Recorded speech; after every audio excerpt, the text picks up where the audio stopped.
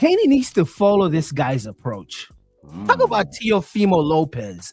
And that guy, let me lead this here.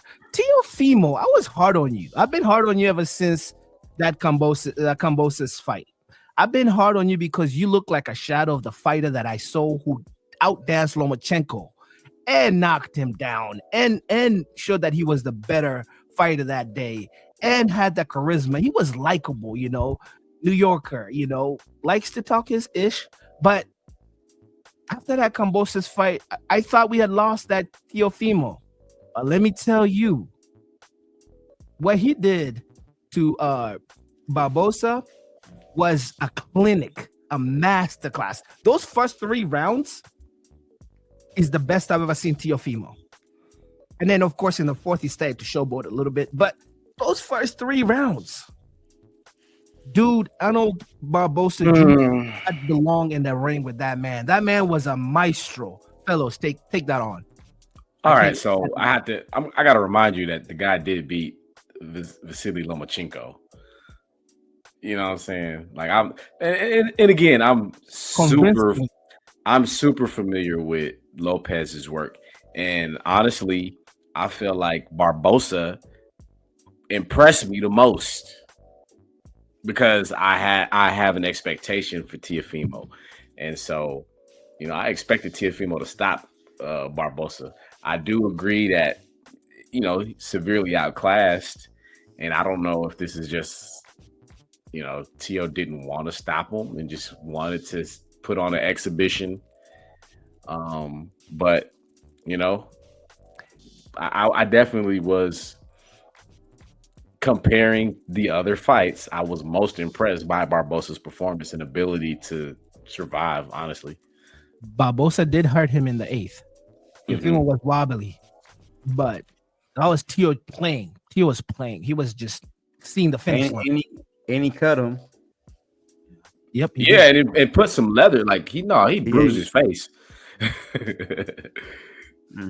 But those cuts, those are the things that when you were moving along in these high level fights that can be a little bit concerning. It was below.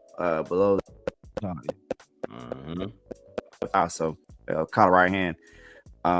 Teo looked great. I can't remember if it was Keyshawn that may have been drawing some criticism saying that he plays up or down to his competition. So, one of those guys that if he's better than, he's gonna give you a little flair because he doesn't feel the threat. But he gets into a guy that's on his level and he gets tensed up. You see that with some of this. I do think mentally that's where it's at for Teofimo. Like, hey, how is he going to be on fight night? Is he going to be that guy that we know he can be, or is he going to be in his head? Yeah, and he may have learned his lesson against Kambosos because he trying just doing too much.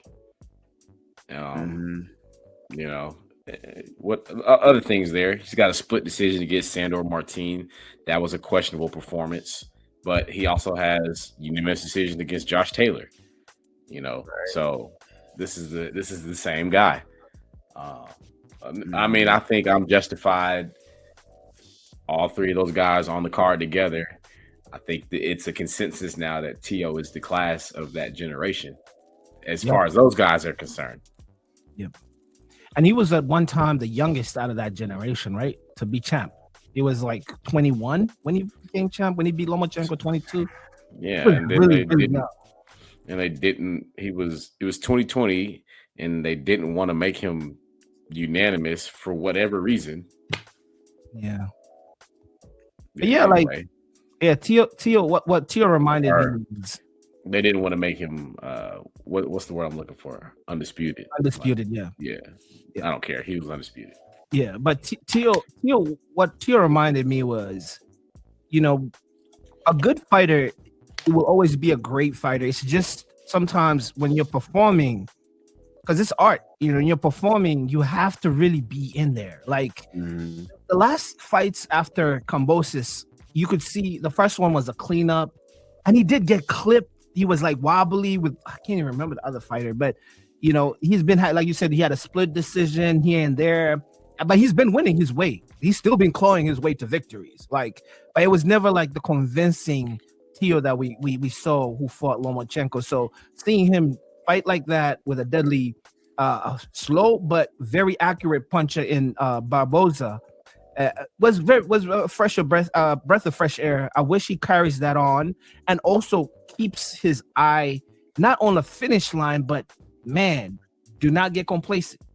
Yes, you're looking good, but that's when your opponent is mostly dangerous because now you seeing yourself outclassing someone in those early rounds, and then you start to go to sleep. You start, your opponent is rocking you to sleep slowly, and then boom, you get clipped. Now you're scrambling. You're on your bike. Now the last rounds make me forget all the amazing stuff that you did in the first round because you're just on your back foot, running for your life. Like that needs to that side of his game needs to change. But bro, he's an elite fighter, and I think he stands out as top 3 in that division alone, lightweight leading on up. So I want to see him fight more, and I think he was the victor for the day. He's the one that grabbed that opportunity. I'll be honest with you, plain honest, that card, I was very I would say unimpressive, but what's the word? Underwhelmed. I was underwhelmed by some of the fights, but he's the one that kind of kept the level. He kept the level. He kept at least to a level up of what he usually does, and he sees that moment in New York. Maybe it's just the hometown feel, but he did show up. So salute to Teofimo. Should we move on to the last the fight that started this all off? We have Riato to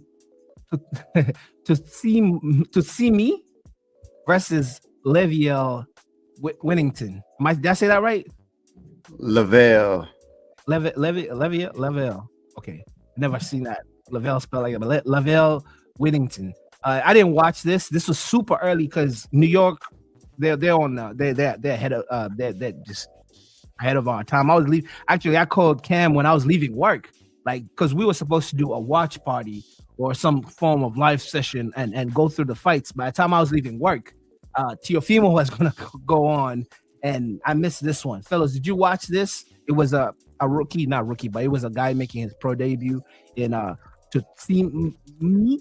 I can't say I can't say that Japanese name.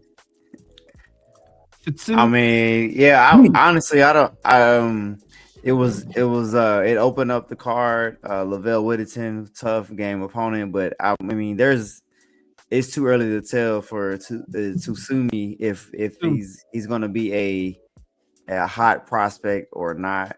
Not a lot of fanfare, not a lot of energy in the crowd. It just felt like just some of passing the time. So much like the firefighter versus the police that was non-televised. Yeah. Basically a sparring match before this one came on. So it was a nothing burger on this one. and like a lot of these Japanese fighters are on top ranking partnerships. So it's interesting seeing Ring coaching one of the Japanese prospect fighters that is looked highly in their amateur. Like he's big talk to be on that type of card. So Ryoto is someone that I think Matchroom it was Matchroom, Ring, and who else in the zone that put the whole thing together. I don't know if that's Matchroom or Ring that are his stable, but hey, salute to a Japanese being on a different promotion outside Top Ranking. How many Japanese fighters do you know that are not Top Ranking affiliates? I think he's on Ring. He wore actually a Ring magazine robe in Ring magazine trunks. So now, if you're going to promote your fighter, you might want to get him an opponent that might lay down a little bit, because Lavelle Whittington did not lay down. He put on a tough, very tough fight. Jim Lampley and Antonio Tarver mentioned several times that he was much better than his record gave us, which we came into the fight at 1-2 with 1 knockout. So a very tough debut for Mr. Rialto.